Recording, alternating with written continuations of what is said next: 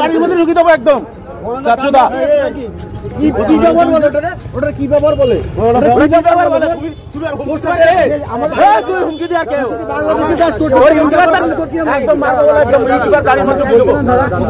আমাদের দেশের আপনি তো আমাদের দেশের গাড়ি মেরেছে কথাকে ভদ্রায় বলবি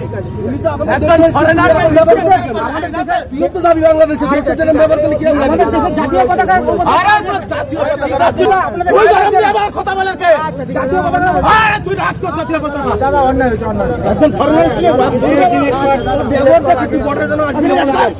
প্রচন্ড ব্যবস্থা খারাপ। সেইখান থেকে সোনা পাচার হয়, গরু পাচার হয়, মানুষ পাচার হয়, ভেন্সিটাল পাচার হয়, ঠিক আছে, বিভিন্ন সব কিছু পাচার হয়। অনেক জায়গা আছে কাটাতার নেই, অনেক জায়গা আছে যেখানে কাটাতার নেই, পুরো খোলামেলা, পুরো খোলামেলা, ঠিক আছে। না আমাদের ইন্ডিয়ার লোকজনই দেখি এ কি জাতীয় পতাকা নিয়ে আপনারা কথা বলছেন, আমাদের ইন্ডিয়ার লোকজনই দেখি সে কি মারধর করছে আমাদের ইন্ডিয়ার ছেলেবেলেদের। হ্যালো বন্ধুরা, আর একটা নতুন ভিডিওতে আপনাদের সকলকে স্বাগত। ভিডিও শুরুতেই সবার প্রথমে একটা কথা বলি, যেটা হয়তো এখনো অবধি কোনো ভিডিওতে আমি বলিনি, হয়তো পরবর্তী কোনো ভিডিওতেও আর বলবো না। এটাই হয়তো প্রথম, এটাই হয়তো শেষ। এই ভিডিওটা পৃথিবীর যে প্রান্ত থেকে যত হিন্দু দেখছেন সবাইকে বলবো ভিডিওটা অবশ্যই শেয়ার করে দিতে। কেন বলছি, ভিডিওটা দেখলেই আপনারা তা বুঝতে পারবেন। এবার বলি এই ভিডিওতে আমি কি দেখাতে চলেছি। প্রত্যেক দিন গত কয়েকদিন ধরে আপনারা জানেন যে আমি গত কয়েকদিন ধরে পেট্রাপোল বেনাপোল যে বর্ডার রয়েছে সেই সীমান্তে গত কয়েকদিন ধরে আমি যাচ্ছি, গিয়ে কি করছি, যারা বাংলাদেশ থেকে ভারতবর্ষের দিকে এসেছিল তাদেরকে বিভিন্ন জিজ্ঞাসাবাদ করছিলাম এই যে বর্তমান পরিস্থিতির ব্যাপারে, তাদের কি মতামত বিভিন্ন। আপনারা যারা অলরেডি ভিডিও দেখেছেন তারা জানেন। সেরকম কালকেও জিজ্ঞাসাবাদ করতে গেছিলাম গতকাল, কিন্তু গিয়ে সবচেয়ে দুঃখের ব্যাপার, গিয়ে কাদের দ্বারা আক্রান্ত, শুধু আক্রান্ত বলবো না, আমাদের প্রাণে পুরো মেরে দিতে চেয়েছিল। কারা মেরে দিতে চেয়েছিল? পেট্রাপোল বর্ডারে যারা ভারতীয় মুসলিম রয়েছে তারা আমাদের পুরো আবারও বলি অবাক করা ভারতীয় মুসলিম যারা পেট্রাপোল বর্ডারে। আমি কিন্তু এতদিনে আপনারা একবার ভিডিও ঘেটে দেখবেন, যারা প্রত্যেকটা ভিডিও দেখেছেন, কোনো ভিডিওতে একটা ওয়ার্ড কিন্তু আমি ভারতীয় মুসলিম নিয়ে বলিনি। যা বলেছি বাংলাদেশি মুসলিম নিয়ে বলেছি। যদি কেউ দেখাতে পারেন আমি ভারতীয় মুসলিম নিয়ে কিছু বলেছি এই রিলেটেড যখন টপিক বানাচ্ছি, তাহলে আমি নাকে খড় দেবো। সেখানে দাঁড়িয়ে যখন আমি আমার দেশের হয়ে সওয়াল করছি বাংলাদেশি একজন মানুষকে, পুরো আমাদের প্রাণে প্রায় মেরে দেবে এমন অবস্থা হয়েছিল। জাস্ট একজন হিন্দু ভাই আমাদের কোনো মতে বাঁচাই, তার জন্য আমার প্রাণে ফিরে এখন যে ভিডিওটা করছি সেটা আপনাদের সামনে তুলে ধরতে পারছি। সেই সমস্ত ভিডিও ক্লিপ দেখাবো, হয়তো পুরোটা দেখাতে পারবো না, কিন্তু যতটা আছে ততটা দেখাবো। কারণ পুরোটা দেখাতে পারবো না এই কারণেই, কারণ সেখানে ভিডিও করার মতো কোনো পরিস্থিতিই ছিল না। পরবর্তীতে তারা আমাদের মোবাইল সম্পূর্ণ কেড়ে নিয়েছিল। তিনজন, আমার সাথে আরো দুজন ছিল, তিনজনের মোবাইল সম্পূর্ণ কেড়ে নিয়েছিল। আর যাই হোক, যখন আমাদের হিন্দু ভাইটা আমাদের বাঁচাই, তারপরে আরেকটা ঘটনা বলি। যখন আমরা ফিরে আসি, যেই ভাইয়ের টোটোতে করে ফিরে আসি, সে হচ্ছে একজন হিন্দু ধর্মাবলম্বী মানুষ। তার বাড়ি কোথায়? তার বাড়ি হচ্ছে ওই পেট্রাপোল বর্ডারের ওই সাইডেই বাড়ি, বর্ডার এলাকায়। সে আমাদের সাথে যে তথ্য শেয়ার করেছে তার অডিও ক্লিপ সম্পূর্ণ রয়েছে, যে বাংলাদেশ থেকে ভারতের দিকে কিভাবে 2 নম্বরই যে মাল সেগুলো সাপ্লাই হয়, সোনার বিস্কুট থেকে শুরু করে বিভিন্ন গরু পাচার থেকে কি করে এখানেরই মানুষ, অনেকে, সবাই না, অনেকে যারা পেট্রাপোল ওই বর্ডার সাইডে, পেট্রাপোল বেনাপোল বর্ডার সাইডে কাজ করে, তারা সরাসরি যারা মানুষ পাচার করে, অনুপ্রবেশ, যেটার জন্য আমরা এত চিন্তিত, সেই অনুপ্রবেশ তাদের দ্বারাই ঘটে, অনেকের দ্বারাই। সবাই, আবার বলছি সবাই না, তাদের মধ্যে অনেক সংখ্যক ব্যক্তি। এটা আমার কথা না, এটা সেই অডিও ক্লিপে সেই যে পেট্রাপোল বর্ডারে রয়েছে তিনিই বলেছে। সম্পূর্ণটা আমি দেখাবো। আর আমাদের নিজেদের কথা তো বাদই দিলাম, তাকে যখন আমরা বলতে গেলাম যে আমরা তো ভারতের হয়ে বা আমাদের দেশের হয়ে কথা বলতে যাচ্ছি, বা জাতীয় পতাকা যে অবমাননা, উনি তখন ডাইরেক্ট বলে, ভিডিও আবারও বলছি, ভিডিও ক্লিপে অন্তত এইটুকু রয়েছে, যে তোর দেশের একটা স্ল্যাং ইউজ করে, স্ল্যাংটাও আমি শোনাবো। বা জাতীয় পতাকার কথা যখন বলি তখনও একই কথা বলে। বাদ বাকি তো যা গালাগালি দেশের সম্বন্ধে দিয়েছে বা আমাদের যে চত্থাপড় মেরেছে সেগুলো তো বাদই দিলাম, সেগুলো তার ভিডিওর মধ্যে নেই। কিন্তু যেটুকু আছে সেটুকু আশা করি আপনারা দেখলে বুঝতে পেরে যাবেন। তুই একটাই রিকোয়েস্ট বারে বলছি, অ্যাটলিস্ট শুধু আমাদের হিন্দু ভাইদের কাছে, পৃথিবীর যে প্রান্তে যত হিন্দু ভাই রয়েছে সবার কাছে একটা কথাই বলবো, ভিডিওটা কিন্তু অবশ্যই শেষ অবধি দেখবেন আর ভিডিওটা শেয়ার করা চাই। এবার চলুন বাড়তি কথা না বলে মূল যে ভিডিও, সেই ভিডিওটা শুরু করা যাক। জয় হিন্দ, বন্দে মাতারাম, জয় সনাতন।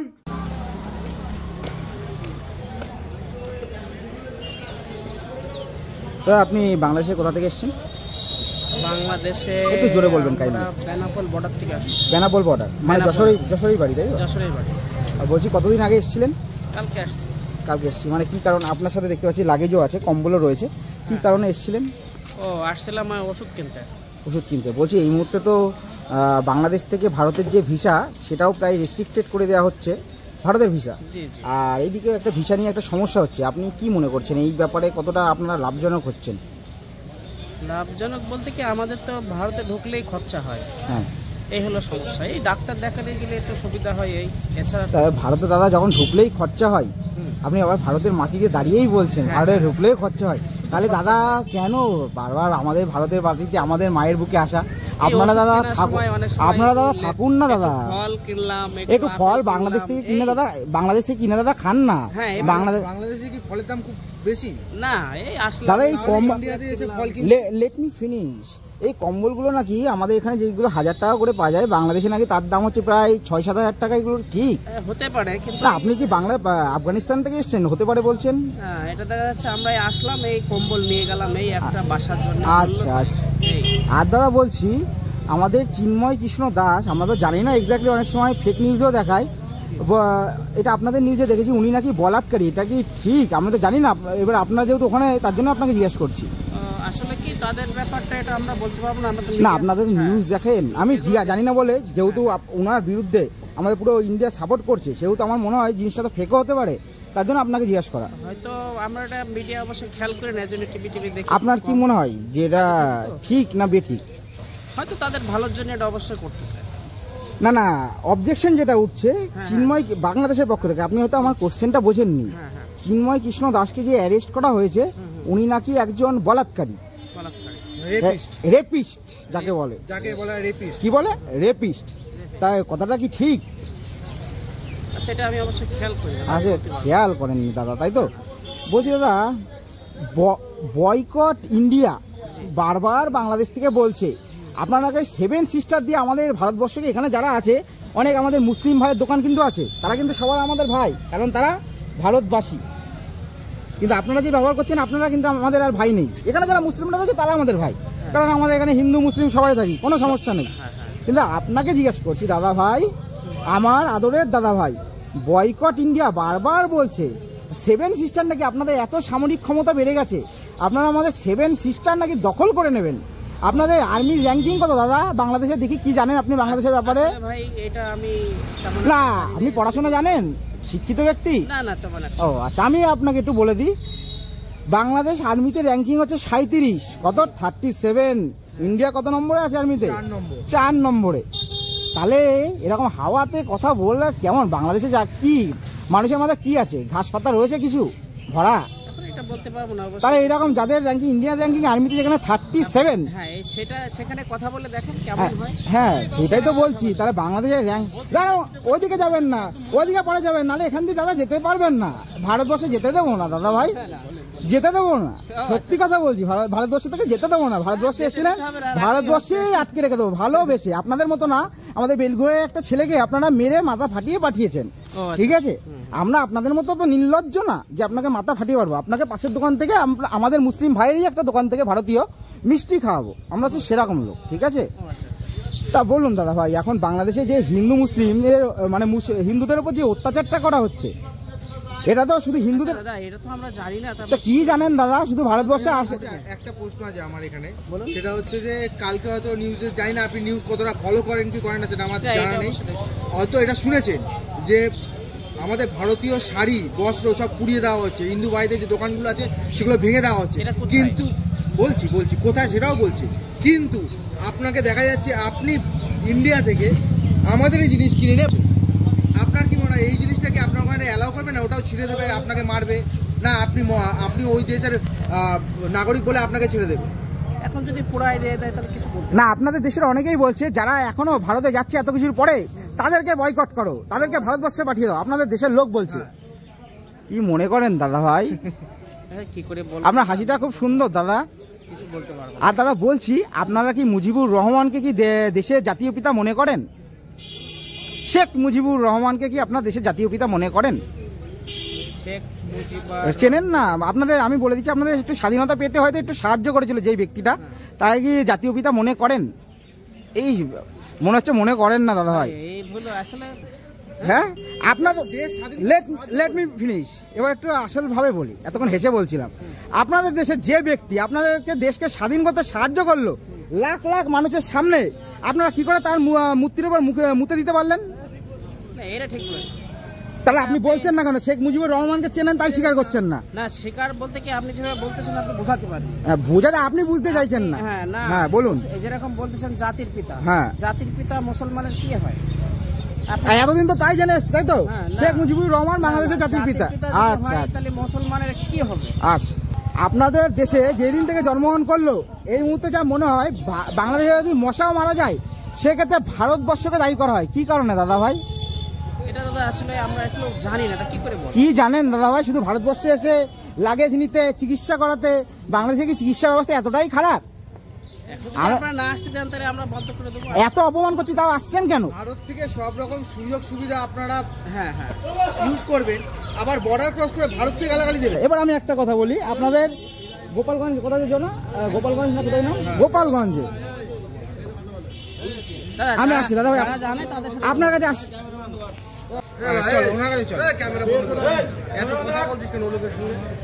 দেখুন আমি কিন্তু বারবার আমি কিন্তু বারবার ভারত একটা ফরেনার, উনি একটা ফরেনার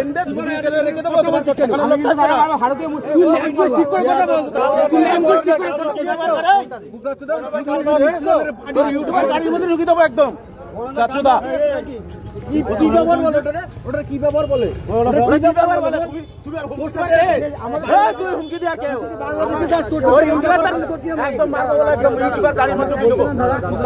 আমাদের দেশের, আপনি তো আমাদের দেশের গাড়ি মেরেছে কথাকে ভদ্রায় বলবি।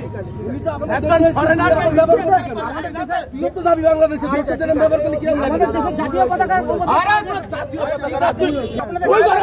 কথা বলে তুই রাষ্ট্র জাতীয় পতাকা দাদা অন্যায় হয়েছে,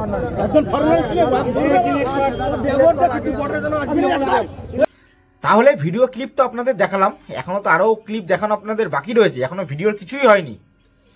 কারা আমাদের হুমকি দিল, কারা আমাদের জানে মেরে দিতে চাইলো, এখনো ভিডিওতে যেটুকু দেখেছি সেটা তো সামান্য একটু পার্ট। তার কারণ হচ্ছে বাদ বাকি ওখানের অ্যাকচুয়াল যেখানে আমাদের মারতে চেয়েছিল ফোন সব কেড়ে নিয়েছিল যেভাবে, তারপর আমাদের পুরো সমস্ত আমাদের সবার কাছে ফোন কেড়ে নেয় এবং আমাদের বলে দেশের ছেলে আজকে তোদের এখানেই কুপিয়ে খুন করবো বলে ভেতরে পুরো টেনে নিয়ে হাসে হাসে টেনে নিয়ে যাচ্ছিল। চর থাবর তিনজনের গালে যতগুলো পেরেছে মেরেছে যে যেখান দিয়ে। ওখানে তো দেখছেন ভিডিওর মধ্যে হয়তো দেখেছেন যখন শুরু, কারণ ওই সময় গন্ডগোলটা সবে শুরু হয়েছে। তারপরে আশেপাশে যত মুসলিম ছিল ধর্মাবলম্বী সবাই আশেপাশ থেকে ছুটে আসে এবং আমাদের প্রায় প্রাণে মেরে ফেলবে এবং ফোনটা পুরো নিয়ে নেয়। এবং ফোনটা যে নিয়ে নিলে ফোনটা যে আর আমরা পেতাম না, সেটা তারা কি করতো সেটা ওই যে অডিও ক্লিপ যার আমরা শোনাবো সেখানেও আপনারা শুনলে বুঝতে পারবেন। তাহলে কাদের হয়ে আমরা লড়াই করছি? পরে আমরা যে বিদেশে অর্থাৎ বাংলাদেশের সাথে যে আমাদের এই মুহূর্তে সম্পর্ক, তাদের সাথে যে আমরা লড়ছি, লড়া বলাও ভুল হবে, কারণ লড়ালড়িটা হয় সমানে সমানে। তাও যদি সেই কথা ধরে নিয়ে আমি ধরি হাস্যকর ভিত্তিতে যে লড়ছি, সবার আগে তো আমাদের দেশের মধ্যেই অনেক, সবার কথা আবারও বলছি না, দেশের মধ্যেই তো অনেক শত্রু রয়েছে। আগে তো তাদের ঠিক করি, তারপরে নাই পর। আগের দিন তো আমাকে মেরেই দিত জীবনে। তাহলে তো এই যে আমি ভিডিওগুলো বানাচ্ছি, হয়তো এই ভিডিওটাও যে করতেও পারতাম না। জাস্ট ভিডিও ক্লিপটা ওনারা ডিলিট করে দিতে বলেছিলেন, তারপর হয়তো কোনো কারণে ভিডিও ডিলিট করতেই ওনারা বুঝতে পারেননি, ডিলিট করে ডিলিট করেছিলাম বা রিস্টোরে ঠেকে গেছিল, ওখান দিয়ে আবার পরে রিস্টোর করে নিয়েছি। তার জন্য ভিডিও ক্লিপটা আপনাদের দেখাতে পারছি, নাহলে হয়তো এখন যখন আমি এমনি কথা বলতাম ক্লিপ না দেখিয়ে অনেকেই বলতো, এমনকি আমাদের ভারতবর্ষের মধ্যে অনেক বেশ কিছুজন হিন্দু আমাকে বলতো আপনাদের জন্যই তো এটা হচ্ছে, আপনারা চালাচ্ছেন, মানে ঘৃণা ছড়াচ্ছেন চারিদিকে। আচ্ছা ঘৃণা ছড়াচ্ছি, আর বাংলাদেশে যেগুলো ভারতের বর্ষের সাথে হচ্ছে বলছে ওখানকার সাধারণ মানুষ না, যারা প্রাক্তন সেনাকর্তা অলরেডি নিউজ চ্যানেলে দেখেছেন, তারা বলছে কলকাতা দখল করে নেবো। সেই বেলা আপনাদের গায়ে বাঁধে না, সেই বেলা মনে হয় না। আর আমি তো সামান্য আমি ধরে নিলাম আমি তো ধরে নিলাম না, এটা সত্যি, একজন ফরেনারের সাথে কখনো এরকম করা উচিত না, কিন্তু আমরা তো কাউকে গায়ে হাত দিচ্ছি না, ওরা তো আমাদের গায়ে হাত দিচ্ছে। একজন বেলিগড়িয়ার ছেলে কদিন আগে, তাকে কোনো মতে ছেলেটা প্রাণে বেঁচে ভারতে ফিরেছে, তখন তো আপনাদের মুখ দিয়ে দুটো কথা বেরোয় না, এখন আপনাদের মনে হচ্ছে হ্যারাসমেন্ট। সেম নিজেদের প্রতি নিজেদের লজ্জিত। কালকের পর আমাকে যখন ওরকম বলেছিল, আমি ভেবেছিলাম আর এই বর্ডার রিলেটেড ভিডিও করবো না। কালকে যখন আমি লাইভও ছিলাম, লাইভ করতে গিয়ে আমার চোখ দিয়ে জলও বেরিয়েছিল, যারা লাইভটা শেষের দিকে ঠিক আছে, যারা দেখেছো তারা বুঝতে পারবে। কিন্তু পরে আমি রাত্রে শুনলাম, যখন শুয়ে কিছুটা ভাবলাম, জাস্ট কিছুটা ভাবলাম যে ভয় পেয়ে কি লাভ, ভয় পেয়ে তো কোনো লাভ নেই, একদিন তো মরতেই হবে। হয়তো এরকম করতে গিয়ে হয়তো 2 দিন আগেই মরবো, ঠিক আছে মরবো, কিন্তু যতদিন বাঁচবো মানুষের মতো বাঁচবো, ওরকম পশুর মতো বাঁচবো না। যাতে একদিন আয়নার সামনে দাঁড়িয়ে যাতে বলতে পারি হ্যাঁ আমি মানুষ, সবার আগে বলবো আমি মানুষ, তারপর তো হিন্দু, তারপর আমি গর্ব করে যাতে বলতে পারি আমি হিন্দু একজন, সেটা যেন বলতে পারি, আমি যেন বলতে পারি আমি একজন গর্বিত ভারতবাসী। সেই কথাটা যেন আয়নার সামনে এমন না হয় আয়নার সামনে দাঁড়িয়ে নিজের মুখ নিজে দেখতে লজ্জা পাই। এরপরে আরো আমি শোনাবো, অডিও ক্লিপগুলো শোনাবো, তাহলেই আপনারা বুঝতে পারবেন। বাংলাদেশকে আমাদের সত্যি বলছে নাকি আমাদের কলকাতা দখল করে নেবে। ওদের একবার পরিসংখ্যান যদি দিই, আমাদের নিউজ চ্যানেলগুলোতে দিয়েছে যতটা পাচ্ছি আমি নিউজ চ্যানেলের, কারণ এই মুহূর্তে তো বাংলাদেশে ভারতের নিউজ চ্যানেলগুলো বন্ধ করে দেওয়া হয়েছে, তাই তাদের জন্য কিছু ফুটেজ, নিউজ চ্যানেলের কিছু ফুটেজ আমি এই ভিডিওতে রেখেছি। আপনারা ভিডিওটা কন্টিনিউ করুন। কিছু বলার ভাষা নেই, কাদের দ্বারা আমরা অত্যাচারিত আমি জানি যে আমার এই যে ভিডিওতে এই লাস্ট কয়েকটা ভিডিও ধরে অনেক ভিউজ পড়ছে, বহু আমাদের হিন্দু সনাতনী ভাই বোনে লিখেছে আপনার পাশে আছি, কিন্তু আমি জানি বাস্তবে যখন আসবে এই যে আক্রমণটা হয়েছে এর কোনো আমার বলে না, এরকম যাদেরই আক্রমণ হয় কোনো এর প্রতিকার হয় না। হয়তো হয়তো আমার অনেক হিন্দু ভাই আমার এই কথাটা শুনে কষ্ট পাবে, কিন্তু সোশ্যাল মিডিয়া লেখায় যে দাদা আপনার পাশে আছি, বা আমি বলি না আপনার আমার মতো যারা এরকম একটু প্রতিবাদ করতে যায় তাদের লেখে পাশে আছি, কিন্তু যখন সেই ব্যক্তিটা বিপদে পড়ে তখন সত্যি বলতে পাশে কাউকে পাওয়া যায় না। এর জন্য হিন্দু বিশ্বের সবচেয়ে শান্তির ধর্ম, এটা আমরা সবাই জানি। আর এই শান্তির ধর্ম বলেই আমাদের ধর্ম শান্তির ধর্ম বলেই বছরের পর বছর যুগ যুগ ধরে ইতিহাস ঘাটলে দেখা যাবে হিন্দু ধর্ম অত্যাচারিত হয়ে আসছে। তার কারণ একটাই, আমাদের মধ্যে কোনো ইউনিটি নেই। আমরা ভাবি ওর হয়েছে আমরা কেন যাব, আরে দাদা আসুন না, আমি কোনো পার্টির কথা বলছি না পার্টিকুলারলি, কিন্তু তো আপনি একজন মানুষ, একজন ভারতবাসী, ধর্মও যাচ্ছি না, আপনার তো জাতীয় পতাকার অবমাননা হচ্ছে, সব থেকে বড় কথা মানবতার অবমাননা হচ্ছে। এই তো যেভাবে ভাই বোন আমি বাদ দিলাম তারা একজন হিন্দু, কিন্তু যেভাবে তাদের উপর অত্যাচার করা হচ্ছে ইসকনের, আজকে আপনারা দেখেছেন একজন মৌলবাদী সরাসরি একটা ঘোষণা করছে বাংলাদেশে ইসকন যত আছে, ইসকনের ভক্ত যত আছে সবাইকে ভেঙে গুড়িয়ে দাও। যারা আমার ভিডিও যারা এই কদিন ধরে দেখছে তারা বহু মানুষ কমেন্টে দেখি লেখে প্রমাণ কি আছে, বাংলাদেশে এরকম কিছুই হচ্ছে না, হিন্দুদের উপর কোনো অত্যাচার হচ্ছে না। তাদের বাড়ি ঘর ভাঙারও ফুটেজ রয়েছে, সেটা আগের দিন লাইভে দেখাচ্ছিলাম, কালকে রাতে যে লাইভে করছিলাম সেখানেও দেখেছি যে হিন্দুদের বাড়ি ঘর কিভাবে ভেঙে দেওয়া হচ্ছে, একজন মা কিভাবে আর্জি জানাচ্ছে যাতে তার বাড়ি ঘর না ভেঙে দেওয়া হয়। তারপরেও আপনারা অস্বীকার করবেন সেটাও আমরা জানি, ঠিক আছে। আপনাদের সামনে যদি জলও রাখা হয়, জল দেখে যদি আপনাদেরকে বলা হয় এটা জল, কিন্তু আপনারা যদি ভেবে নেন একটা অন্ধ চোখে না এটা জল না, এটা ফুল, তখন জল থাকলেও আপনারা সেটাকে ফুলই ভাববেন। এক কথায় বলতে গেলে আপনাদের চোখ সম্পূর্ণ বন্ধ রয়েছে, তাই ফালতু বেনা বনে মুক্ত ছড়িয়ে লাভ নেই। আবার এটাও বলি আপনাদের মধ্যে কিছু সংখ্যক এখনো মুসলিম রয়েছে বাংলাদেশে যারা অবশ্যই ভালো শুভবুদ্ধি সম্পূর্ণ, কিন্তু এখন এই মুহূর্তে সবচেয়ে এটা দরকার, কারণ এটা দেশের প্রশ্ন। সেক্ষেত্রে ইমিডিয়েট কিছু না কিছু একটা অ্যাকশন আমার মনে হয় এই মুহূর্তে নেওয়ার সময় এসে গেছে। এবার যেটা দেখাবো, এবার এই ব্যাপারে আর বেশি কিছু বলবো না, এগুলো তো নিউজ চ্যানেলেই আপনারা জানতে পারেন।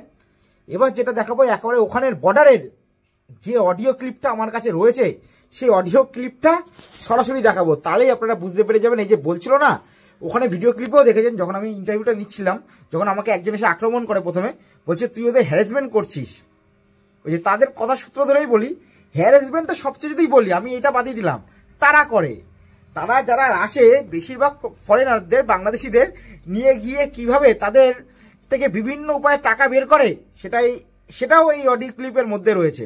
আর হ্যারাসমেন্ট আমি করি, যেখানে সারা দেশে বাংলাদেশে ভারতের বিরুদ্ধে গর্জন উঠেছে, ভারতীয়দের মেরে তাড়ানো হচ্ছে, ওখানে যারা বাংলাদেশি হিন্দুরা রয়েছে তাদের ঘরবাড়ি জ্বালিয়ে দেওয়া হচ্ছে, সেই ব্যাপারে আপনাদের টু শব্দ বেরোয় না।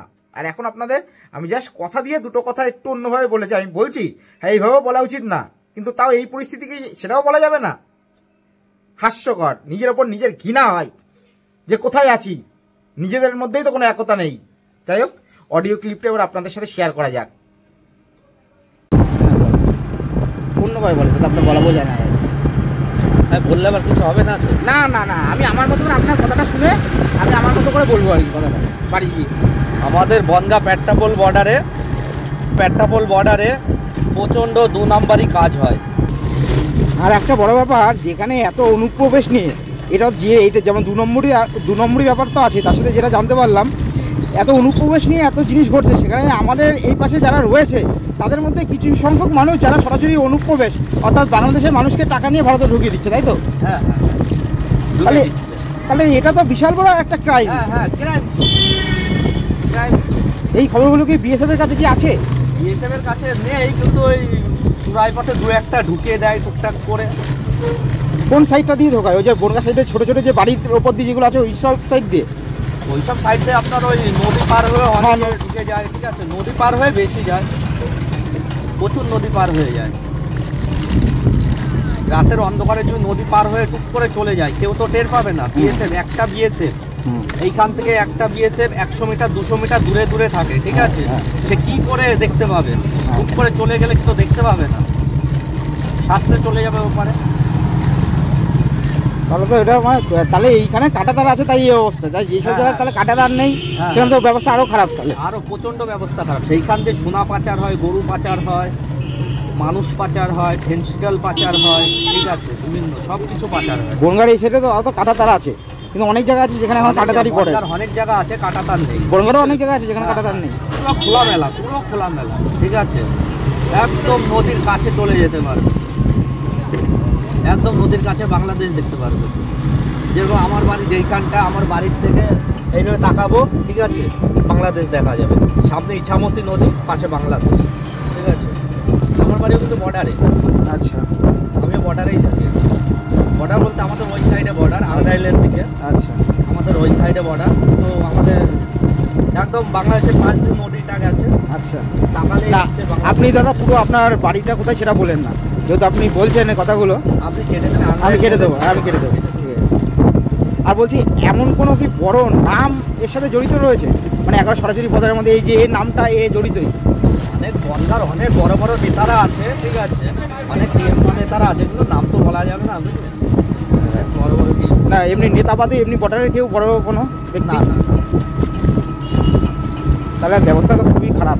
তাহলে নিজের দেশের ভেতরে যদি এত শত্রু থাকে, তাহলে বাইরের শত্রু তো পরের ব্যাপার। আপনারা দেখেছেন তো ওইখান থেকে ওর মেরে চলে আসলেন ওইখান থেকে। আপনাদের সাথে তো যেটা হলো আপনারা দেখতেই পেলাম, আমি গাড়ি নিয়ে বসেছিলাম, গাড়ির থেকে বাইরে বেরিয়ে দেখি কিছু ছেলে দৌড়ে আসছে। আমিও ভয় পেয়ে গিয়েছিলাম যে কি হলো ওইখানটায়। হ্যাঁ, আপনাদের দিকে অনেক লোকজন ঘিরে ধরে মারার চেষ্টা, বিভিন্ন বর্ডারের সব 2 নম্বরই লোকজন এসে। আপনারা জাতীয় পতাকা নিয়ে এই বলছেন, এতে আমাদেরও খারাপ লাগে। না, আমাদের ইন্ডিয়ার লোকজনই দেখি কি জাতীয় পতাকা নিয়ে আপনারা কথা বলছেন, আমাদের ইন্ডিয়ার লোকজনই দেখি তেড়ে আসছে কি মারধর করছে আমাদের ইন্ডিয়ার ছেলেবেলেদের। মোবাইল কেড়ে নিচ্ছে, মোবাইল ভেঙে দিচ্ছে। আমাদের তো দেখলেন আপনি, আমাদের সমস্ত মোবাইল কেড়ে নিয়েছিল পুরাই, আমাদের মেরেই দেবে এমন একটা পরিস্থিতি ছিল, আপনি তো নিজের চোখেই দেখলেন। হ্যাঁ, দেখলাম তো। আমি গাড়ির থেকে বাইরে বেরিয়ে আসলাম যে কী হলো ওইখানটায়। এখন এসে দেখি আপনাদের মারধর করছে, মোবাইল কেড়ে নিচ্ছে, মোবাইল ভেঙে ফেলার চেষ্টা করছে। কি এটা তো অন্যায়, খুব অন্যায়। দাদা বলছি, আমাদের যদি ফোনটা ওরা নিয়ে নিত তাহলে কি আমরা আর ফোনটা পেতাম? না, আপনারা ফোন মোটেও পেতেন না আর ফোন ওইখান থেকে। ওরা তো ফোন নেওয়ার জন্য, ওটা আপনার ফোন নিয়ে নিলে ওরা 10-20 জন একসাথে জোগাড় হয়ে ওরা বলতো যে ফোন নেয়নি ওরা। মানে যখন এসে পুলিশ জিজ্ঞাসা করতো যে ওরা ফোন নিয়েছে কিনা, তখন ওরা সবাই মিলে সাক্ষী দিত যে কেউ। সবাই মিলে ওরা সাক্ষী দিয়ে বলতো ফোন আমরা ধরিনি, নিইনি ফোন, ঠিক আছে? ওরা সব 2 নম্বরই, হিন্দু মুসলিম ওইখানটা বর্ডারে সব ভাই ওরা। আপনি ফোন পেতেই না, সত্যি ফোন আর পেতে না ওইখানটা। যদি আপনার ফোন নিয়ে যেত, ফোন কোথা থেকে কোথায় চলে যেত ঠিক ছিল না, আপনি ফোনই পেতেন না। এটা পুরো গ্যারান্টি। কারণ বর্ডারে 2 নম্বরইটা সব চাইতে, সব বর্ডারই, কিন্তু আমাদের বনগাঁ বর্ডারে একটু 2 নম্বরইটা বেশি হচ্ছে, প্রচুর 2 নম্বরই। তাহলে অডিও ক্লিপ তো আপনাদের শোনালাম, এখনো অনেকটা অডিও ক্লিপ শোনানো এখনো বাকি আছে। তার আগে দুটো কথা বলি, আপনারা দেখতে পেলেন কিভাবে নিজেদের দেশের লোকই, আবারও বলছি, বেশ কিছু সংখ্যক মানুষ, সবাই না, একেবারে ওই বর্ডার সাইডের কিছু সংখ্যক আমাদের এদিকের মানুষ সরাসরি এই পাচারের সাথে যুক্ত, তারাই একেবারে অনুপ্রবেশ করতে সাহায্য করছে। তাহলে কিভাবে আমরা নিজেদের মধ্যেই ঠিক নেই, তারাই সবচেয়ে বড় কথা। অনুপ্রবেশ এগুলো তো শুনলেন অডিও ক্লিপে, যেখানে আমি ভারতের হয়ে আমাদের দেশে এত কিছু হচ্ছে সেই হয়ে জাস্ট কিছু কোশ্চেন শুধু অ্যারাইজ করছিল, আমাকে প্রাণে মেরে দিতে চেয়েছিল। এবং হয়তো আমি আর বর্ডারে, ইন্ডিয়া বাংলাদেশ বর্ডারে গিয়ে আমি ভিডিও বানাতে আর পারবো না, কারণ সেটা তো সম্ভব নয়। কারণ আমাকে প্রাণে ওখানে মেরে দেওয়ারই হুমকি দেওয়া হয়েছে যদি আর ভবিষ্যতে যাই। আগের দিনই মেরে দিত যদি যে হিন্দু ভাই আমাদের একজন হিন্দু ভাই আমাদের বাঁচিয়েছে, ওখানে 2-1 জন হিন্দুও রয়েছে, তারা যদি না বাঁচাতো সেখানে দাঁড়িয়ে তো বর্ডারে গিয়ে তো আর ভিডিও করা সম্ভব নয়, মানে ইন্ডিয়া বাংলাদেশ বর্ডারে পেট্রাপোল বেনাপোল সাইডে। তবে হ্যাঁ, কালকে রাতে অবশ্যই ঠিকও করেছিলাম, লাইভও হয়তো বলেছিলাম যে আর এই বর্ডার রিলেটেড ভিডিও করব না, কারণ সত্যি কথা বলতে পাশে কাউকেই পাবো না, যখন বিপদে পড়বো পাশে কাউকে পাবো না, এটা আমি জানি, ভালো করেই জানি। কিন্তু তারপরেও আমি রাতে শুয়ে শুয়ে ভাবলাম, কিন্তু যে এটা যদি আমি না করি ভিডিও ক্লিপটা, তাহলে এটা কাপুরুষের মতো একটা পরিচয় হবে, কারণ একদিন তো মরতে সবাইকেই হবে। আমরা তো কেউ 500 বছর কেউ 1000 বছর বাঁচতে আসেনি, সবাইকেই একদিন না একদিন এই পৃথিবী থেকে চলে যেতে হবে। যদি আমি কবি সুকান্ত ভট্টাচার্যের ভাষায় বলি, কিশোর কবি, সেক্ষেত্রে তিনি বলে গেছিলেন, এ শিশুকে, এ বিশ্বকে, এ শিশুর বাসযোগ্য করে যাব আমি, নবজাতকের কাছে এ আমার দৃঢ় অঙ্গীকার, তারপর হব ইতিহাস। আসুন না আজকের দিনে দাঁড়িয়ে, বর্তমান প্রেক্ষাপটে দাঁড়িয়ে একবার বলি, এ বিশ্বকে, এ হিন্দুর বাসযোগ্য করে যাব আমি, নবজাতকের কাছে এ আমার দৃঢ় অঙ্গীকার, তারপর হব ইতিহাস। যাই হোক, এরকম আমার লাইনগুলো আমাদের ইন্সপিরেশন হিসেবে, তাছাড়া কিছু সংও রয়েছে যাদের আমাদের কাজ করে এরকম টাইমে, যখন একটু ডিমোটিভেট আমরা হই, সেক্ষেত্রে আমরা কালকে রাতেই আবার ঠিক করলাম না, ভিডিও আমাকে কন্টিনিউ করতেই হবে। হয়তো বনগা সাইডে যেতে পারবো না, তো অন্যান্য বর্ডারগুলো তো রয়েছে যেখানে হয়তো যে মানুষের যাতায়াত হয়তো কম, কিন্তু রয়েছে, তো সেখানে যাব, সেখান দিয়েই সরাসরি যতটা পারবো প্রাণের ঝুঁকি নিয়ে হলেও, আমি যেভাবে ভিডিও বানাচ্ছি হয়তো আমাকে যে কোনো সময় মেরেও দিতে পারে, কিন্তু যতদিন অ্যাটলিস্ট বাঁচবো একটু সিদ্ধারাটা উঁচু করেই বাঁচি, কারণ আবারও বলি চলে যেতে তো হবে সবারই। এবার বাদ বাকি যে অডিও ক্লিপটা রয়েছে সেটাও দেখাবো। আর আরেকটা কথা বলি, প্লিজ সবাইকে আমি রিকোয়েস্ট করব, এখন বর্তমান যে পরিস্থিতি, জাতি ভেদ সব ভুলে সমস্ত হিন্দু প্লিজ অনুগ্রহ করে এক হন, কারণ এটা তো দেখতে পাচ্ছেন এটা কোনো পার্টির ব্যাপার না, এটা মানবতা। যে বাংলাদেশ থেকে যারা আসে, ওই পার থেকে আমাদের ইন্ডিয়ায় যারা আসে টাকা ভাঙাতে নিয়ে যায়, তাদের জিএসটি চাই তাদের কাছে, বলে আমাদের 70 টাকা যদি বাটা থাকে, বলে আমি 74 টাকা দেবো বাটা, 74 টাকা বাটা চাই। এই কারণে যে ওরা যখনই আপনাকে 74 টাকা, আপনি তো 74 টাকা দিলে আপনি ঠিক চলে যাবেন, তার ঘরেই চলে যাবেন, 70 টাকা চেয়ে দেবে তার ঘরে কিন্তু আপনি যাবেন না, যে 74 টাকা দেবে তার ঘরে যখনই যাবেন তখনই সে জিএসটি লাগুটা করবে, জিএসটি লাগু করে আপনার যে টাকাটা হবে, যে টাকাটা প্রাপ্য টাকাটা পাবেন, সেই প্রাপ্য টাকাটা আপনি পাবেন, সম্পূর্ণ প্রাপ্য টাকা পাবেন, জিএসটি বলতে আপনি টাকাটা হাফ পেয়ে যাবেন, আর যে টাকা পাবেন 100 ভাগের ভিতরে 50% টাকাটা পাবেন। আপনি বুঝবেনও না, এরা ফল চট্টরি করে প্রচুর লোককে হেনাস্ত করে। আপনি এটা ভালো করে একটু বলে দেবেন। আর যেহেতু আমি একটু গ্যারান্টি দিচ্ছি, আপনারা বুঝতেও পারবেন, কারণ শুধু ভয় যাচ্ছে, মানে এইখানে যারা আমাদের এপাশে যারা মুসলিম, ভারতীয় মুসলিম রয়েছে, বর্ডার এলাকা লাগোয়া, তাদের কি ভারতের থেকে বাংলাদেশের প্রতি টানটা বেশি? আপনারা তো চলাচল করেন লোকাল মানুষ, আমাদের ইন্ডিয়ার টানটাই বেশি না, কিন্তু এই যে ভিডিও করতে গিয়ে আমাদের যে ওদের আমি ভিডিও করছি, আমাদের দেশের মধ্যে কিছু বলি, বর্ডারে কিছু 2 নম্বরই লোক থাকে, প্রচুর 2 নম্বরই লোক, ঠিক আছে? আপনি রেগুলার কদিন আসা যাওয়া করবেন, বুঝতে পারবেন ভীষণ একদম ক্রিটিক্যাল লোক ওরা ইন্ডিয়ান লোক, বাংলাদেশি লোক যেই পাক, ঠিক আছে, তাকে যে কী করবে ঠিক নেই।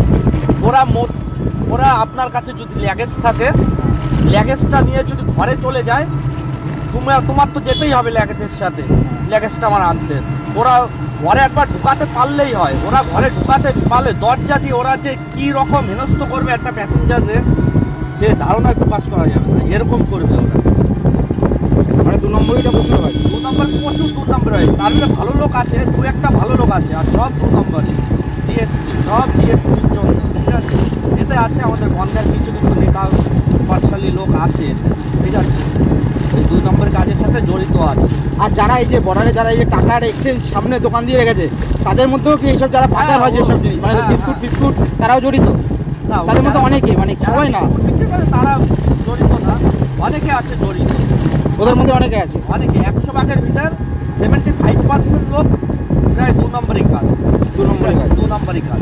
আবার ওরা কি ওই মানুষ পাচার যেটা মানে এই দেশ থেকে হচ্ছে, ওরাও কি সেই হিসাবের মধ্যে কিছু জন হলেও জড়িত, ওদের মধ্যে জড়িত আছে? হ্যাঁ, জড়িত আছে। মোটামুটি 100%-এর মধ্যে কত পার্সেন্ট লোক ওখানে মানে যারা মানুষ পাচারের সাথে বাংলাদেশ থেকে পাশে পাচার করে দেয়, আমাদের এই দেশের লোক কত পার্সেন্ট আছে ওখানে বর্ডারের কাছে? বর্ডারের কাছে সেরকম তো বোঝা যায় না, ঠিক আছে, 50%-এর কম আছে, সেরকমভাবে বোঝা যায় না, লোক দেখে বোঝা যায় না। মানে ওদের মধ্যে এমনও আছে যারা হচ্ছে মানুষ পাচার করে এখান থেকে ওখানে, সামনের দিকে দোকান দিয়ে রেখেছে, আস্তে করে টুক করে কোনভাবে পাচার করে দেবে টের পাবে না, ঠিক আছে। ভীষণ ক্রিটিক্যাল লোক, ভীষণ। আমরা যাই তো বর্ডারে, ভীষণ ক্রিটিক্যাল লোক, কী হবে ঠিক নেই। এরপরে বাংলাদেশ পুরোই ঠিক করে দেবে। আর এই পাশে না, এই পাশে সবার কথা বলছি না, কিন্তু অনেক মুসলিমই রয়েছে যাদের এই দেশের থেকে ওই দেশে, অনেক সবাই না হলেও অনেক মুসলিম আছে ভালো, ঠিক আছে, ভালোও আছে তাদের মধ্যে। হ্যাঁ ভালো আছে অবশ্যই, আমিও চিনি, আমার বন্ধু রয়েছে মুসলিম, আমি তাদের বাড়িতে খেতেও গেছি ঈদের সময়। কিন্তু অনেক মুসলিম এমনও রয়েছে যা দেখতে পাচ্ছি পুরোপুরি বাংলাদেশের আর কি পক্ষের ইচ্ছা, হয়তো এইসবের মধ্যে সামনাসামনি বলতে পারছে না, কিন্তু ভেতরে ভেতরে রাগ হচ্ছে তাদের। এটা আপনি কি মনে করেন? আপনি তো বর্ডারের কাছের মানুষ। আমার বর্ডার আমার তো কাছে না, আমার পঞ্চায়েত থেকে বাড়ি, আমরা প্যাসেঞ্জার লাভাতে আসি, আমরা লাভিয়ে দিয়ে আমরা চলে যাই, আমরা কিছু দেখি না, কিন্তু দু একটা লোক আমরা দেখি যে আমরা যখন প্যাসেঞ্জার লাভাই হাউমাউ করে একদম অন্য যারা 2 নম্বরই কাজ করে তার প্যাসেঞ্জারকে এতভাবে হেনস্থ করে, আপনার গাড়ি ল্যাগেজ লুকেজ যা থাকে সব টেনে টেনে ঘরে নিয়ে যায়। ওরা আগে জানে যে ঘরে নিয়ে যেতে পারলে সেই প্যাসেঞ্জারে কী করবে ঠিক নেই, আগে ঘরে নিয়ে যায় ওরা। মানে বনগাঁ এটা টোটালি একটা 2 নম্বর একটা সামনে দেখায় প্রচুর ভালো। বনগাঁ বর্ডারে প্রচুর 2 নম্বরই কাজ হয়, পেট্রাপোল বেনাপোল বর্ডার, মানে যত বর্ডার বলে, হ্যাঁ ওই পাশে বেনাপোল, পাশে পেট্রাপোল, পেট্রাপোল। তাহলে মনে হয় যত বর্ডার আছে সবচেয়ে বেশি মানে 2 নম্বরে বনগাঁয় হয়, কিন্তু রোকা যাচ্ছে না, 2 নম্বর কাজ হয়েই যাচ্ছে কিছু কিছু। না এগুলো কি আমাদের বিএসএফ বা আমাদের সেনাবাহিনী কি এগুলো আটকাতে পারছে না? বিএসএফ এটা তো বিএসএফ বলে দিয়েছে যে 2 নম্বরে যদি কাজ হয়, 2 নম্বরের কাজ যে করছে সে আমার কাছে আসো, আমি তাকে প্রোটেক্ট করছি, ঠিক আছে।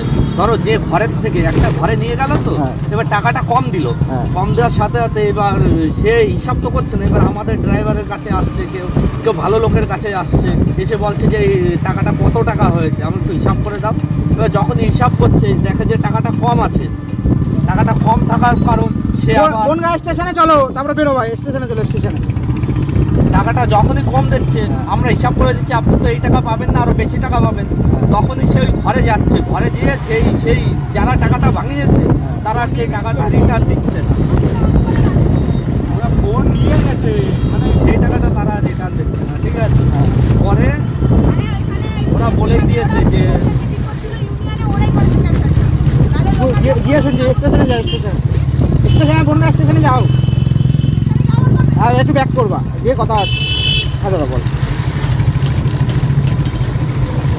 ঘরে নিয়ে গিয়ে প্রচণ্ডভাবে নষ্ট করে, প্রচণ্ডভাবে, ঠিক আছে। তারপরে আপনার বিএসএফের কাছে বিএসএফ বলে যে তোমার সাথে যদি বাংলাদেশ থেকে যদি কেউ আসে টাকাটা ভাড়াতে, আমাদের ইন্ডিয়ায় আসবে, এসে ওদের ঘরে নেবে, ঘরে গিয়ে বলবে জিএসটি দেবো, জিএসটি নিয়ে টাকাটা, যখনই ওরা জিএসটি নিয়ে টাকাটা ভাঙাবে, ভাঙানোর পরই ওরা চলে যাবে। চলে যাওয়ার পরে এবার ভালো মানুষের কাছে গিয়ে টাকাটা হিসাব করবে, হিসাব করে যখনই বলবে যে এই টাকাটা আপনার কম এসছে, তখন শুধু ওদের কাছে যায় টাকাটা চাইছে, সেই টাকা ওরা রিটার্ন দেয় না।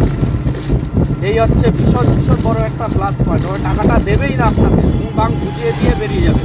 তখনই যদি কেউ সঙ্গে সঙ্গে বিএসএফের কাছে যায় বা পেট্রাপোল থানা আছে, থানায় যায়, ওরা টাকাটা সঙ্গে সঙ্গে রিটার্ন পেয়ে যাবে। ওরা শুধু ওই যে ঘরের মালিকের কাছে টাকাটা ভাঙিয়েছে তাকে বলবে তুমি আমার টাকাটা, প্রাপ্য টাকাটা রিটার্ন দেবে, নাকি আমি বিএসএফের কাছে যাব। বিএসএফের কাছে গেলে বিএসএফ সঙ্গে সঙ্গে প্রোটেক্ট করে, বিএসএফ ওইখান থেকে 4-5টা বিএসএফ ডেকে নিয়ে সেই ঘরে যাবে, গিয়ে হুমকি দিয়ে তাকে টাকাটা রিটার্ন করে দেবে, সঙ্গে সঙ্গে টাকাটা রিটার্ন করে দিতে হবে তার। এরকম বিএসএফের ভয় পায় ওরা, প্রচণ্ড 2 নম্বরে, প্রচণ্ড 2 নম্বরে। আর সবাইকে বলছি কেউ জিএসটি দিয়ে কেউ টাকা ভাঙাবে, জিএসটি দিয়ে টাকা ভাঙালেই সে একদম বোকা কল করবে, জিএসটি দিয়ে যেন টাকা না ভাঙায়। আর একটা বড় ব্যাপার, যেখানে এত অনুপ্রবেশ নিয়ে এটা যেমন 2 নম্বরই ব্যাপার তো আছে, তার সাথে যেটা জানতে পারলাম এত অনুপ্রবেশ নিয়ে এত জিনিস ঘটছে, সেখানে আমাদের এই পাশে যারা রয়েছে তাদের মধ্যে কিছু সংখ্যক মানুষ যারা সরাসরি অনুপ্রবেশ, অর্থাৎ বাংলাদেশের মানুষকে টাকা নিয়ে ভারতে ঢুকিয়ে দিচ্ছে, তাই তো? হ্যাঁ, তাহলে এটা তো বিশাল বড় একটা ক্রাইম। হ্যাঁ, ক্রাইম। এই খবরগুলো কি বিএসএফের কাছে কি আছে? বিএসএফের কাছে নেই, কিন্তু ওই চূড়াই পথে 2-1টা ঢুকিয়ে দেয় টুকটাক করে। কোন সাইডটা দিয়ে ঢোকায়? ওই যে বনগা সাইডে ছোট ছোট যে বাড়ির ওপর দিয়ে যেগুলো আছে ওই সব সাইড দিয়ে? ওইসব সাইড দিয়ে আপনার ওই নদী পার হয়ে অনেক ঢুকে যায়, ঠিক আছে, নদী পার হয়ে বেশি যায়, প্রচুর নদী পার হয়ে যায়। রাতের অন্ধকারে যদি নদী পার হয়ে টুক করে চলে যায় কেউ তো টের পাবে না। বিএসএফ একটা বিএসএফ এইখান থেকে একটা বিএসএফ 100 মিটার 200 মিটার দূরে দূরে থাকে, ঠিক আছে, সে কি করে দেখতে পাবে? টুক করে চলে গেলে তো দেখতে পাবে না, সাথে চলে যাবে ওপারে। তাহলে তো এটা মানে তাহলে এইখানে